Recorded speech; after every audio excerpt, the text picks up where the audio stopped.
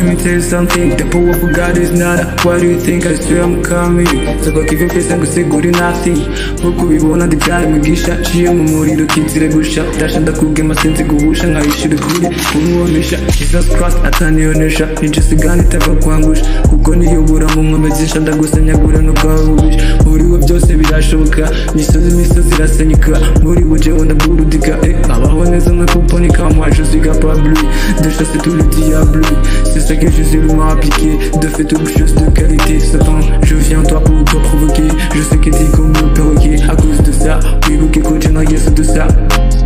Yesu Kristo yambuye kugerageza hanyuma cangire cyari mugisha Yesu Kristo yambuye kugerageza hanyuma cangire cyari mugisha kuko ubibona ndacyari mugisha nciye mu muriro shizire gushira ndashanda kubwima sinzi guhusha hejuru kuri kumwamisha kuko ubibona ndacyari mugisha nciye mu muriro shizire gushira ndashanda kubwima sinzi guhusha hejuru kuri kumwamisha Why me cross I'm free cause I know what he done on the cross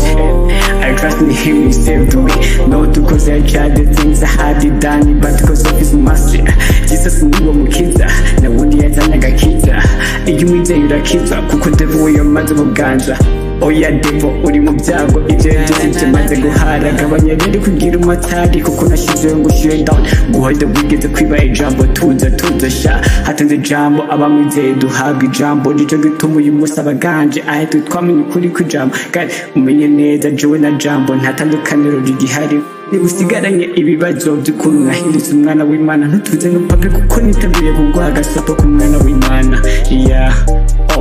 ni narandandata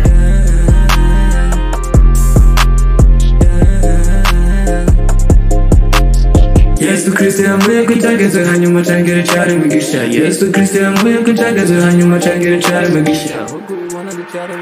kuko ubibona ndacyari mugisha nciye mu muriro shizire gushira ndashanda kubwima sinzi guhusha hejuru kuri kumwamisha kuko ubibona ndacyari mugisha nciye mu muriro shizire gushira ndashanda kubwima sinzi guhusha hejuru